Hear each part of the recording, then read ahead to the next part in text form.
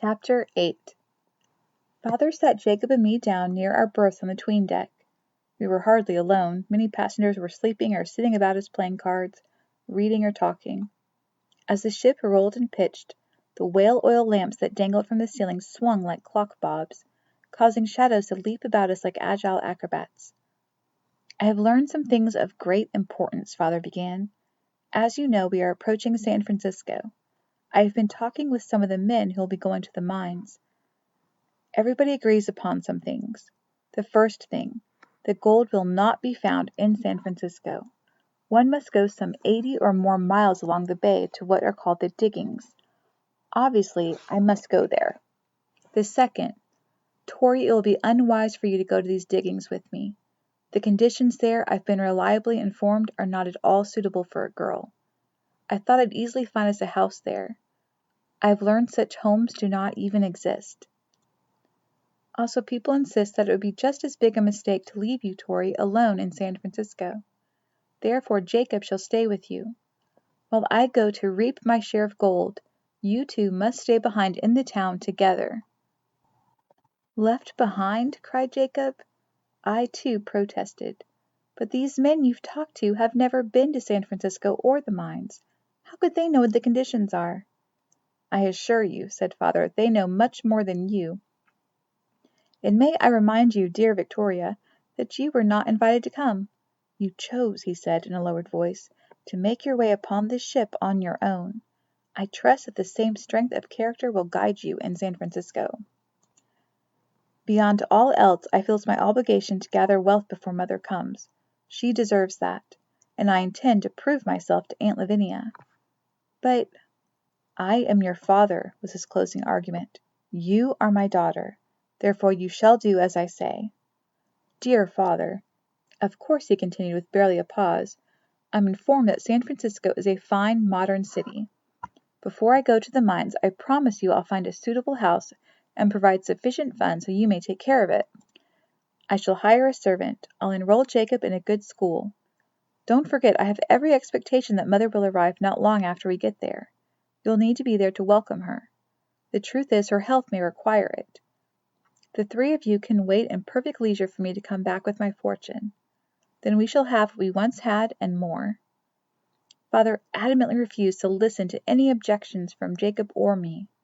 In other words, while he went to gather his gold, Jacob and I must remain in San Francisco alone.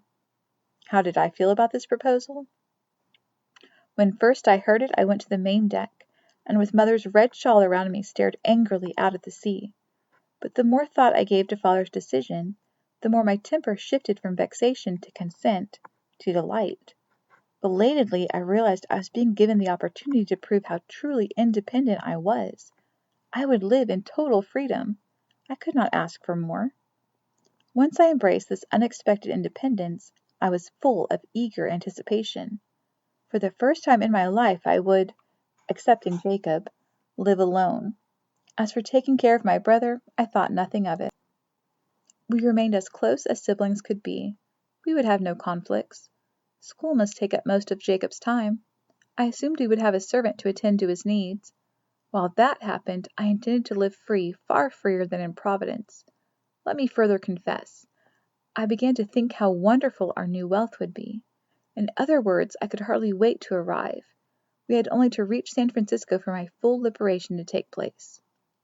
We continued to sail up the Mexican coast, as we were informed, for we could not see it, drawing ever closer to the city of San Francisco. Alas, the trade winds were such that we had to go far north and west, as if heading for the Sandwich Islands, then tack about so as to sail south and east. Just as we reached our long-anticipated goal, it was August 1849, and we had been at sea for 6 months. We were again thwarted. A thick fog obscured the California coast. While our captain insisted we were close to the narrow entry known as the Golden Gate, which would lead us into San Francisco Bay and the fabled city, that passage was not easily located. The captain likened his task to threading a needle. To proceed without precision, he announced, was extremely dangerous. What's more, the flow of tide in and out through this Golden Gate was famously fierce. We might, he warned us, be wrecked. To be sure, the captain took pains to tell us that those within the bay were no doubt just as frustrated about getting out, since the fog inside was probably just as dense there. It was all wonderfully emotive: shadowy fog, hidden vistas, possible wreckage, the true exhilarations of travel. All we lacked were pirates. In any case, we were forced to sail back and forward, north and then south, for 5 days, trying to avoid on one side the rocky off-coast Farallon Islands, while we tried to find, on the other side, the Golden Gate, the way into the great San Francisco Bay and the fabulous fields of gold. As you might expect after such a lengthy voyage, my anticipation was high. Jacob and I stood with many other impatient passengers upon the deck and stared out day after day, hour by hour, into the wet and swirling ashen air. I, for one, found the thick fog to be wonderfully haunting. What wonders was it concealing? Oh, the sweet suspense! Yes, it was frustrating.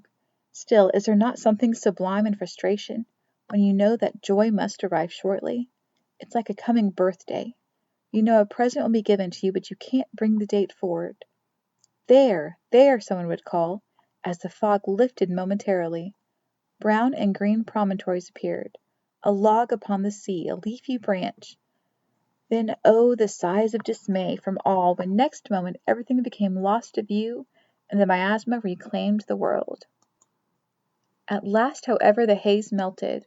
A lovely buttery sun revealed itself on high. The sky was blue.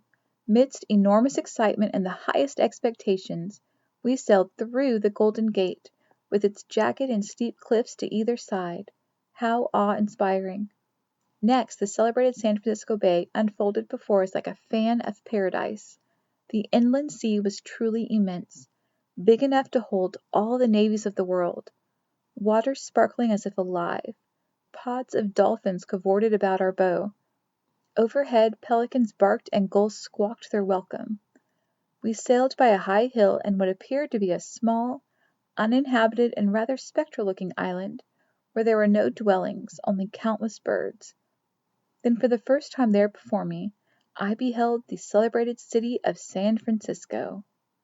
What I saw stunned me.